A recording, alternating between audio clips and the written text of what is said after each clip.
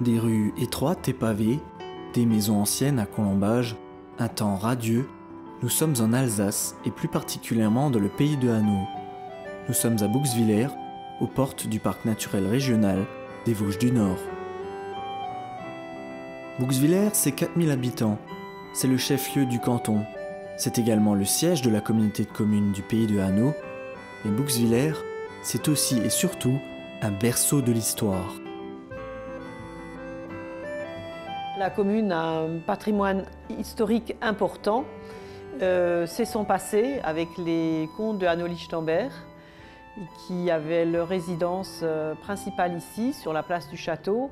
Et c'est eux qui ont donné une certaine dynamique, surtout au XVIIe siècle, où le château s'est agrandi, a été rénové. Il y a eu des grands jardins. On appelait à l'époque Bouxwiller la capitale du pays de Hanau et également le Petit Versailles, ce dont nous sommes fiers. Mais ce château a été détruit à la Révolution et il ne nous reste plus que la cour du château ou la place du château, sur lesquelles actuellement il y a le lycée Adrien Zeller. Mais dans la ville, nous trouvons des vestiges tels la chancellerie, ce qui est maintenant l'hôtel de ville où nous nous trouvons, et à travers la ville, pas mal de vestiges comme la rue des Seigneurs et dans la rue principale, la rue commerçante, puisque Bouxwiller a une structure de ville, nous trouvons des oriels remarquables et des maisons à colombage et tout ce patrimoine-là a été préservé à travers les siècles. La commune tente de préserver au maximum son patrimoine bâti. C'est là l'œuvre de plusieurs générations qui ont marqué l'histoire de la commune. Le colombage est l'expression des artisans à travers les siècles et le colombage n'est pas le même au XVIe, au XVIIe ou au XVIIIe siècle. Et c'est ce qu'on retrouve sur les façades où les gens ont voulu exprimer quelque chose. L'histoire de Bouxwiller est donc là, dans ses murs et ses ruelles, mais pas seulement. Bouxwiller a un musée depuis 1930. Les gens ont senti la nécessité de garder des objets qu'ils avaient et qu'on n'utilise plus, que ce soit du monde agricole ou du monde commerçant. Également, il y avait aussi des industries, l'industrie minière, il y avait une usine de transformation de matières chimiques. Et les gens, à un moment donné, ont collectionné tout ça, de même que des costumes alsaciens. Et c'était exposé d'une façon un peu anarchique et au fur et à mesure, ça a donné la structure d'un musée qui était ici au premier étage de l'hôtel de ville. Le musée présentait donc des ustensiles et du mobilier d'époque, parfois mis en scène, parfois simplement exposés. On y découvrait également la vie de la famille princière du comté. On a malheureusement peu de pièces du château puisque tout ça a été détruit, mais nous avons quelques pièces maîtresses, le fauteuil du comte, une table et quelques pièces de vaisselle, des fragments également des boiseries du château. Mais qu'en est-il du musée aujourd'hui ? Avant, il occupait le premier étage de l'hôtel de ville. L'administration était donc concentrée au rez-de-chaussée. La mairie ayant besoin davantage d'espace, il a fallu déplacer le musée. Un projet muséographique a été lancé, le nouveau musée de Bouxwiller. Celui-ci prend donc sa place dans l'ancienne Halle au Blé, un bâtiment datant du XVIe siècle, situé juste en face de l'hôtel de ville et donnant sur l'ancienne cour du château. La Halle au Blé a besoin d'être réhabilitée pour accueillir le nouveau musée. Elle est d'ailleurs toujours en travaux. Des travaux de divers ordres, en fait un travail important qui consistait à mettre aux normes le bâtiment, redimensionner la charpente, la restaurer, une charpente ancienne en bois, disons inscrite au monument historique. Et des travaux d'aménagement intérieur qui visent à mettre en valeur le bâtiment ancien et à installer dans ce bâtiment des volumétries contemporaines, donc arriver à faire dialoguer des volumétries contemporaines avec une structure ancienne. On peut parler de réhabilitation ou de restauration, de restitution pour certains postes. C'est un objectif de qualité architecturale et de présentation et des objets en fait. C'est-à-dire que les œuvres qui vont être présentées dans ce musée doivent être le mieux mises en valeur possible. C'est un projet au service de ces œuvres. La Halle au Blé est un bâtiment très contraint. C'est un magnifique bâtiment et je pense que le projet architectural met bien en avant le bâtiment parce qu'il y a des parties protégées, il y a beaucoup de bois. Ça va être vraiment magnifique parce qu'ils ont dégagé vraiment des niveaux entiers où on voit la charpente. La charpente est protégée au titre des monuments historiques. Et donc ça, c'est un très beau projet architectural. C'est vrai qu'au point de vue muséographique, on n'aura pas tellement de liberté pour installer des vitrines, etc. Mais on en travaille également donc, avec une équipe de muséographes qui ont su adapter le projet de manière vraiment parfaite. C'est un projet culturel, donc ça se pense de fait différemment. Le temps est souvent un peu plus dilaté, on a le temps de mettre les choses au point et puis on travaille avec une équipe un peu plus large, avec une muséographe, une conservatrice. Là, en l'occurrence, il y avait également la direction des musées de France qui était un interlocuteur. Donc beaucoup d'interlocuteurs avec lesquels il faut composer et travailler. Ça prend beaucoup de temps et d'énergie. Pour autant, certaines pièces parmi les plus prestigieuses sont encore et toujours exposées à l'Hôtel de Ville. Nous avons 3 tableaux italiens qui ont été peints en 1639 à Rome pour un hôtel particulier parisien et achetés par le comte. On ne sait pas exactement à quelle époque, mais ils ont une histoire un peu particulière, ces tableaux. Ils ont été trouvés au grenier de l'Hôtel de Ville, ici, en 1939. Et finalement, en remontant l'histoire, et parce qu'ils étaient exposés en l'an 2000 à Rome autour de l'exposition autour de Poussin, ces 3 tableaux ont pu être identifiés et on racontera leur histoire au château. Donc c'est des pièces vraiment exceptionnelles puisque ces 3 tableaux sont de grande dimension, 3,40 m x 4 mètres. Donc ils ne seront pas exposés au musée parce qu'il faut une grande surface. Ils sont toujours à l'Hôtel de Ville et dans la salle de conseil municipal, mais ça nous permettra également d'emmener le visiteur vers l'Hôtel de Ville qui est encore de la même architecture que le château.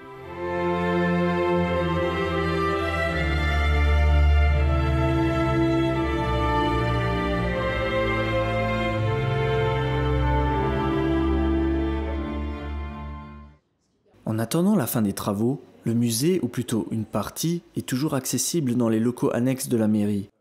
Il est uniquement ouvert aux groupes souhaitant le visiter.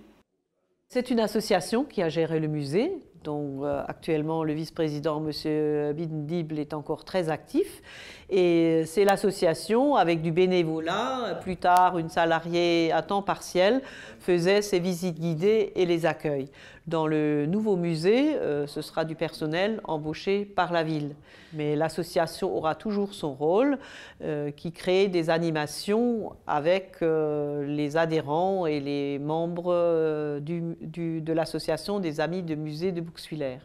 Quant à la conservation du nouveau musée, elle sera assurée par la cellule de conservation mutualisée du Parc naturel régional des Vosges du Nord. Nous avons créé une conservation mutualisée sur le Parc naturel régional des Vosges du Nord, sur un réseau de 16 musées et sites d'interprétation. Le musée de Bouxwiller a rejoint la conservation du parc relativement tôt, c'est-à-dire que dans les années 85-86, il a il avait un conservateur bénévole. Et puis donc au moment de la création de la conservation mutualisée, Bouxwiller a rejoint immédiatement cette conservation.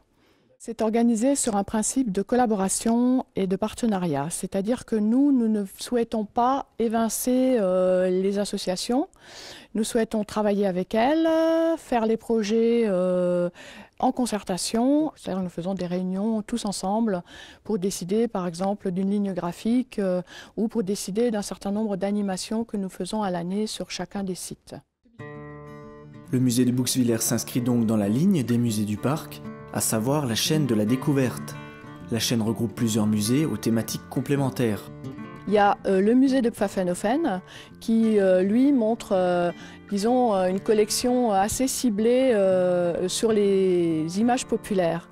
Donc les souhaits de baptême, les souvenirs de confirmation, les souvenirs de mariage.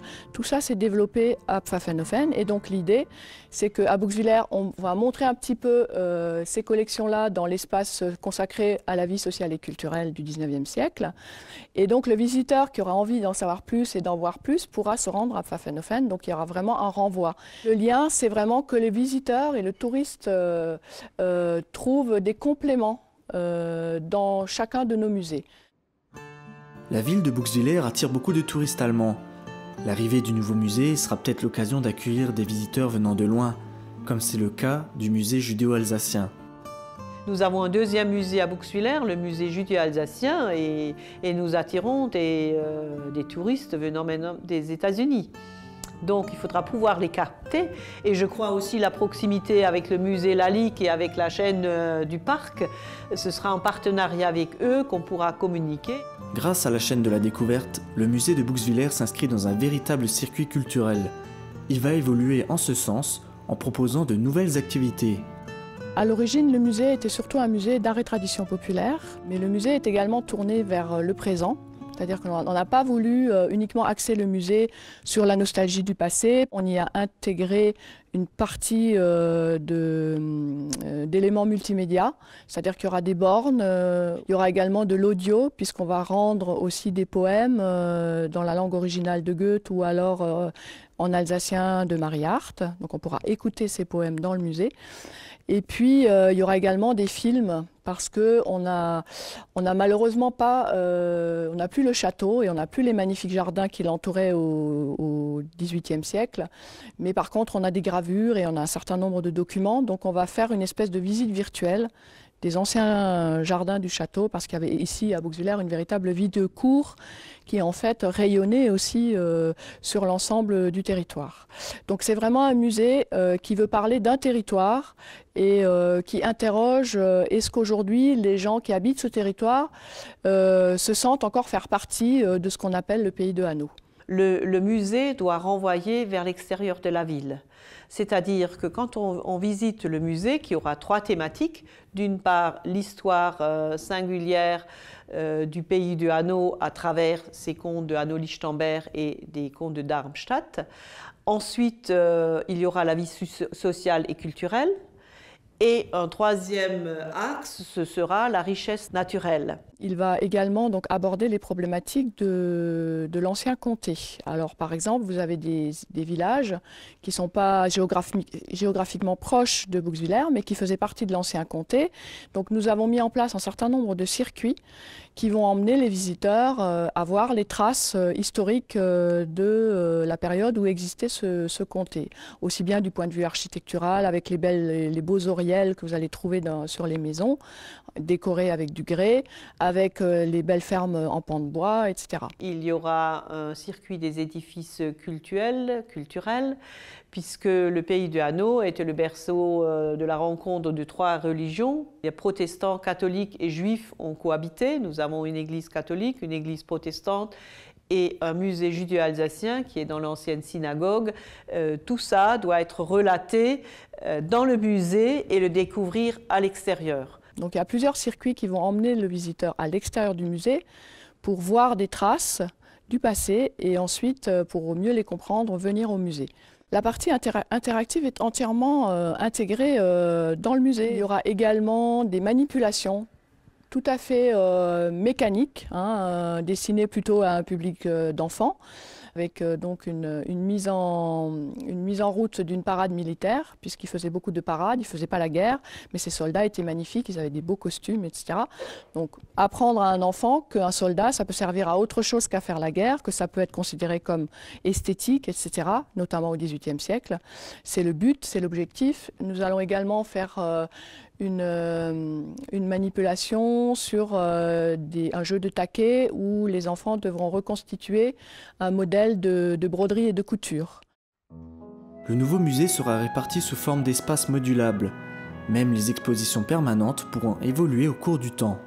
C'est-à-dire qu'aujourd'hui, on va parler beaucoup de la période où les Hesse Darmstadt ont été à Bouxwiller, mais dans 5 ans, on peut décider de parler plutôt des Lichtenberg.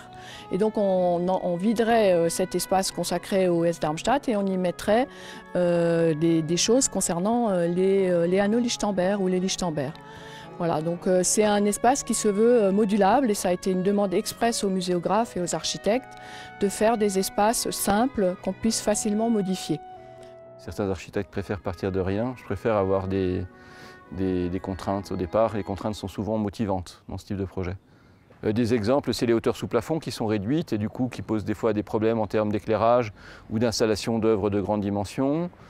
Des Question de lumière également, c'est-à-dire qu'on travaille plutôt en lumière artificielle.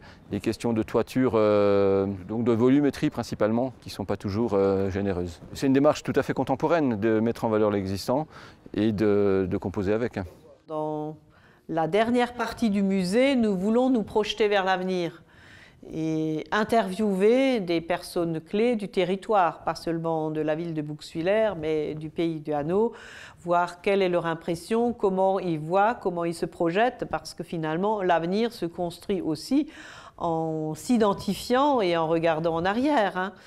Et effectivement, ce sera un musée qui doit permettre de se projeter dans l'avenir et en étudiant un peu d'où on vient, parce que les techniques qui ont été élaborées ont évolué au courant des siècles, mais le bond qu'il y a eu les dernières années, il est très important. Et on ne sait pas où on va encore se projeter. Mais en tout cas, le musée tel qu'il est conçu permettra d'évoluer l'exposition et donner une part importante dans les projets du futur, surtout au grand espace du rez-de-chaussée dédié aux expositions temporaires où on pourra aborder différents sujets. On compte bien aussi ancrer vraiment ce musée dans le contemporain parce que on va beaucoup travailler avec les scolaires, avec les enfants, c'est les visiteurs de demain. Il y aura un atelier pédagogique et on va proposer des choses aux enseignants, aux enfants. Et on va aussi s'intéresser à des problématiques actuelles. Se poser la question de la manière de vivre au XIXe siècle, où on était peut-être plus économe, où on avait plus tendance à réutiliser les objets, à les transformer, à les réparer. Eh bien, ça, c'est quelque chose qui nous intéresse, parce qu'on peut dire aux enfants, bah, vous voyez, vos ancêtres, en fait, ils n'étaient pas dans la surconsommation, ils n'étaient pas dans le gaspillage. Donc voilà un petit peu les messages qu'on va essayer de passer. Ce sont des messages qu'on fait passer également sur le parc naturel. On va aussi avoir tout un aspect de patrimoine naturel avec de la géologie aussi. On va interroger les fossiles qui existent à Bouxwiller. On va aussi parler des contes et légendes, bien sûr. Donc il y a vraiment des thématiques très riches et qui seront faites de manière complémentaire aussi avec des expositions temporaires sur l'ensemble des musées du réseau. Un musée qui reflète l'identité de son territoire, mais pas seulement.